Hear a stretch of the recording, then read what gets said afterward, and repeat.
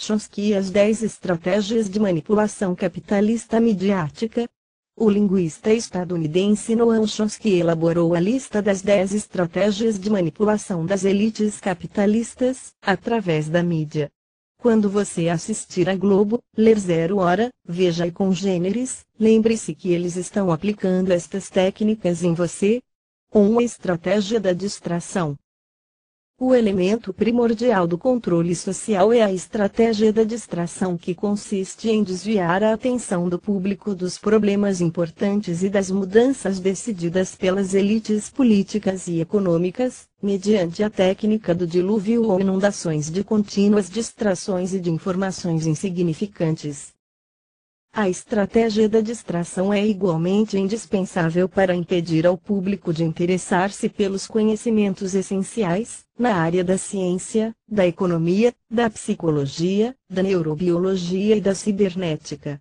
Manter a atenção do público distraída, longe dos verdadeiros problemas sociais, cativada por temas sem importância real. Manter o público ocupado, sem nenhum tempo para pensar, de volta à granja como os outros animais. Citação do texto Armas silenciosas para guerras tranquilas. Exemplo, Big Brother, Copa do Mundo, páginas e páginas de notícias sobre a vida pessoal dos artistas e sobre futebol. 2. Criar problemas, depois oferecer soluções. Este método também é chamado problema-reação-solução. Cria-se um problema, uma situação prevista para causar certa reação no público, a fim de que este seja o mandante das medidas que se deseja fazer aceitar. Por exemplo, deixar que se desenvolva ou se intensifique a violência urbana, ou organizar atentados sangrentos, a fim de que o público seja o mandante de leis de segurança e políticas em prejuízo da liberdade. Ou também, criar uma crise econômica para fazer aceitar como um mal necessário o retrocesso dos direitos sociais e o desmantelamento dos serviços públicos. Exemplo, atentados em New York criando clima de paranoia nos Estados Unidos da América, crise na Grécia e Espanha justificando cortes nos salários e aposentadorias. 3. A estratégia da gradação. Para fazer com que se aceite uma medida inaceitável, basta aplicá-la gradativamente, a conta-gotas, por anos consecutivos. É dessa maneira que condições socioeconômicas radicalmente novas foram impostas durante as décadas de 1980 e 1990, Estado mínimo, privatizações, precariedade, flexibilidade, desemprego em massa, salários que já não asseguram ingressos decentes, tantas mudanças que haveriam provocado uma revolução se tivessem sido aplicadas de uma só vez. 4. A estratégia do deferido. Outra maneira de se fazer aceitar uma decisão impopular é a de apresentá-la como sendo dolorosa e necessária, obtendo aceitação pública, no momento, para uma aplicação futura. É mais fácil aceitar um sacrifício futuro do que um sacrifício imediato. Primeiro, porque o esforço não é empregado imediatamente. Em seguida, porque o público, a massa, tem sempre a tendência a esperar ingenuamente que tudo irá melhorar amanhã e que o sacrifício exigido poderá ser evitado. Isto dá mais tempo ao público para acostumar-se com a ideia de mudança e de aceitá-la com resignação quando chegue o momento. Exemplo, alterações nas regras da aposentadoria no Brasil, anos atrás. 5. Dirigir-se ao público como crianças de baixa idade. A maioria da publicidade dirigida ao grande público utiliza discurso, argumentos, personagens e entonação particularmente infantis, muitas vezes próximos à debilidade, como se o espectador fosse um menino de baixa idade ou um deficiente mental. Quanto mais se intente buscar enganar ao espectador, mais se tende a adotar um tom infantilizante. Por quê?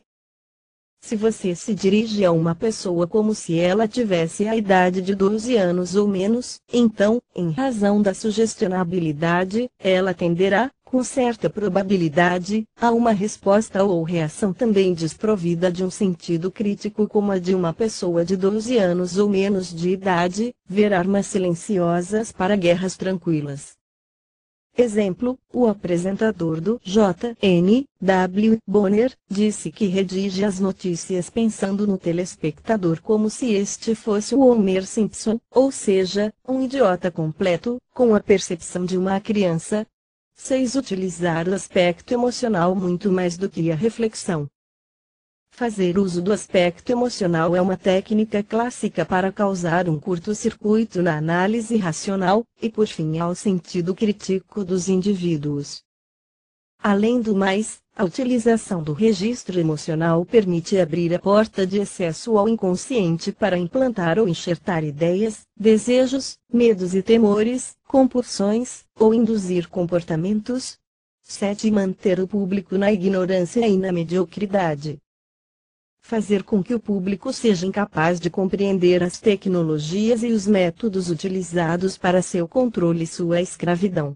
A qualidade da educação dada às classes sociais inferiores deve ser a mais pobre e medíocre possível, de forma que a distância da ignorância que paira entre as classes inferiores e as classes sociais superiores seja e permaneça impossíveis para o alcance das classes inferiores, ver armas silenciosas para guerras tranquilas.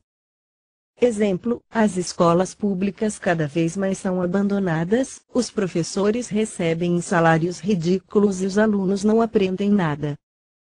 Recentemente, a Veja começou a atacar o construtivismo, teoria de ensino libertadora proposta por Paulo Freire, preocupada com os resultados conscientizadores na classe baixa. 8. Estimular o público a ser complacente na mediocridade. Promover ao público achar que é moda o fato de ser estúpido, vulgar e inculto. Exemplo, no Big Brother, quanto pior for o caráter da pessoa, mais vencedora ela é. O importante é ganhar. O técnico da seleção de futebol brasileira, quanto mais troglodita for, mais é promovido. As mulheres frutas, melancia, morango, são um exemplo vitorioso a ser seguido pelas adolescentes. As letras das músicas funk influenciam o comportamento machista e vulgar de grande parte da juventude. 9. Reforçar a revolta pela autoculpabilidade. Fazer o indivíduo acreditar que é somente ele o culpado pela sua própria desgraça, por causa da insuficiência de sua inteligência, de suas capacidades, ou de seus esforços. Assim, ao invés de rebelar-se contra o sistema econômico, o indivíduo se autodesvalida e culpa-se, o que gera um estado depressivo do qual um dos seus efeitos é a inibição da sua ação. 10. Conhecer melhor os indivíduos do que eles mesmos se conhecem. No transcorrer dos últimos 50 anos, os avanços acelerados da ciência têm gerado crescente brecha entre os conhecimentos do público e aquelas possuídas e utilizadas pelas elites dominantes. Graças à biologia, à neurobiologia e à psicologia aplicada, o sistema tem desfrutado de um conhecimento avançado do ser humano, tanto de forma física como psicologicamente. O sistema tem conseguido conhecer melhor o indivíduo comum do que ele mesmo conhece a si mesmo. Isto significa que, na maioria dos casos, o sistema exerce um controle maior e um grande poder sobre os indivíduos do que os indivíduos a si mesmos. Exemplo, as manipulações da mídia sobre a gripe e a transgênicos.